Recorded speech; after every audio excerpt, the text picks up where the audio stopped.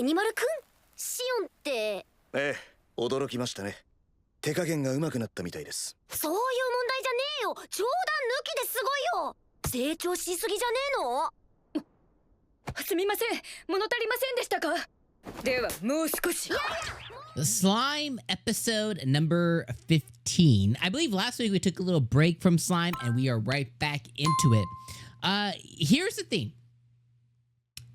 Raphael is awesome. So one of my favorite things of the show is seeing Rimuru be in awe or gasping. Like this episode, he was in amazement. He was amazed. He was in awe and shock at 𝐒𝐿's power. And we know, I know, you know, we know that Raphael knows, but she doesn't say shit. You know what I mean? She quiet as a bug. She could tell him this info, like, oh yeah, 𝐒𝐿's power level is actually this, or she doesn't tell him anything. She just stays quiet as a peep, and she just allows him to be silly and dumb sometimes. And I just find it so entertaining, because like the fact that she knows all this but doesn't say anything is just pure comedy to me. Here's the other thing with this episode too is I was sad that it ended, and that means it was a good episode. Next week, looks like it's called Benimaru's ordeal or something.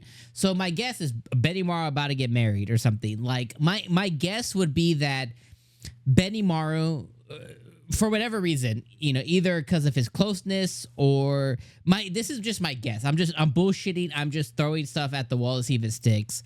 My guess is that Benimaru has to like marry the head of this Tengu clan or something, and that's gonna be what kind of solidifies their relationship with my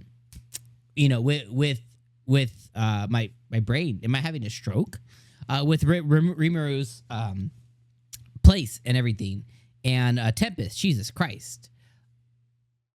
Okay, just die. That's my guess at what's happening or what his ordeal is. Again, I could be really far off the mark. I have no idea. But if that is the case, I am really interested to see what happens with Snake Girl, the Beastkin girl, because you know her and Benimaru are like that. And then I feel like there's another girl too who is always in Benimaru's space. I think she might be a goblin or something. I don't quite remember, but I think there's another girl too. But the snake one specifically, like her and Benimaru are real close. So I'm very interested to see if that is the case. What happens with that? And I think that could be a really fun episode. So, anyways, that's next episode though. But this one, I love just every part of it. I love seeing the inner workings. I love seeing the 3-day kind of like festivities of him being honored and stuff. I love seeing the Great Forest of Jura is so big. So I love being able to see all the other species that live there. You had the Minotaur people. You had the horse people. I got Mushoku Tensei vibes for that. You got the horse people. You have elves. Apparently, like legit elves live in the forest too. So that tells us that, you know, the Great Forest of Jura, or the city of Tempest, is like in the middle. And it tells us that there's so much surrounding that even some of these races catch Rimuru off guard. And we find out there's about 300 elves. So he's going to have them move into the Colosseum, you know, have them move into the dungeon. He has a space for them. He had the Minotaurs and the horse people move in. You know, they're going to be bosses, you know, which I think is really cool stuff. But I like on how he has each floor of the dungeon or Colosseum or, you know, the tower or whatever. I like how he has each floor. But then he also has a very distinct place for them to live in. Of course, it's all made possible by Ramirez. And Ramirez this episode as well, on top of Trainee, which also makes you think, like, what happened to Trainee's bar? Because, like, at this point, Trainee's just, like, hand and foot, like, obsessed with Ramirez. And now all the other Trainee sisters are also, you know, gonna follow her as well, too, which Rimuru allowed. And now they just need to maintain the dungeons, floors, and stuff, which, you know, they're like, yeah, no problem, can do that. So I just love seeing all of that, you know, kind of happen. Very last thing I'll say, too, about the episode is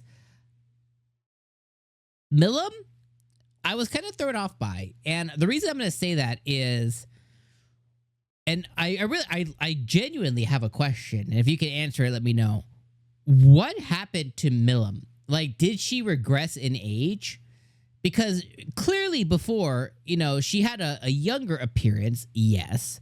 But she was pretty, you know, like, you know, pretty sexy, pretty stacked. And now she looks more like her Slime Diaries contemporary look. Like, if you watch Slime Diaries, if you haven't, Jesus Christ, go watch Slime Diaries. It's like, it's so effing good. But in Slime Diaries, all the characters kind of had more of a child-ish appearance. They all had like a younger appearance, kind of like all the characters across the board, including Rimuru. So at first, it didn't catch me off guard, but then I really looked and I was like, yo, what happened to Milim that she went from like 18, you know, looking like, you know, 18 to like 12 or like 11. Like, she looks like a child now. And it's like, what did I miss? Like, last time we were in the Demon Lord space and we had the, you know, the feather girl, whatever her name is, you know, the bird lady, and she was going to follow her and go back to her, you know, to Milim's place and stuff. But I feel like there's something I missed that doesn't quite connect me to the reason Milim looks like a baby now. And it's like, what happened there? Regardless, though, that was just kind of a thing that I didn't notice, and then I noticed. And I didn't notice because of Slime Diaries, and you just get so used to seeing, you know, characters in a certain way that, and Milim was a big part of Slime Diaries, so I didn't really think about it. But then, like, I thought about it, I was like, oh, whoa. I was like, whoa, wait. It doesn't really fit, you know? But the cool thing with Milim, though, outside of the looks of, you know, I'm going to let that one go. Let me know in the comments. But she's going to gather 4 dragons, one being the Blue Eyes White Dragon. And they're going to have dragons within the dungeon, within the labyrinth, within the tower as well, which I think is really cool. And he tasked her with that. And Milim gave in because, you know, she's trying to get a place to live too, so she could ditch her own place, which I love. But the Milim stuff was really, really fun as well too. Okay, I know I said very last thing, Diablo's back. My baby boy Diablo. I love his love for Rimuru. Just like he's like, just get it in my chest. Like, Diablo is just the best character. Like, when he's on screen, I smile. Like, I just, he's so charismatic and just so out there. Like, Diablo's the best. And when he came on screen, I was like, yo, my boy Diablo, my baby boy Diablo back. And he just looked at Rimuru like he wants to just slurp him up, and it's just the best thing ever. So anyways, nothing really happened with Diablo. He went to go, you know, do the Falma stuff. He went to go set up 𝐜𝐴𝐽 over there. We got a little quick cutscene of 𝐜𝐴𝐽 establishing a new country. The new country is going to be basically a tangent or a side off, or 𝐜𝐴𝐽 is going to report up to Rimuru still, which, you know, is awesome. And the last couple, I know I've said last thing a few times, but then Rimuru, he's gonna go find the elves. The elves got, you know, were being slave traded. He's gonna figure that out. Fat dude, I forget what his name is, Michelle or something like that. I don't know. But the big fat merchant guy, he's gonna put him in charge of finances, came here, and he's all set to go and stuff. I thought that was a really cool thing. So I felt like this episode was an hour long, but it was really only 20 minutes. But we got so much. Anyways, I'm gonna leave it off there. I'm going to go finish this stroke I just had, apparently. And you guys have an amazing rest of your day. Have a great weekend. And I can't wait to read the comments on your thoughts this episode. All right. Forgive me for forgetting names. I'll see you guys next week. Peace.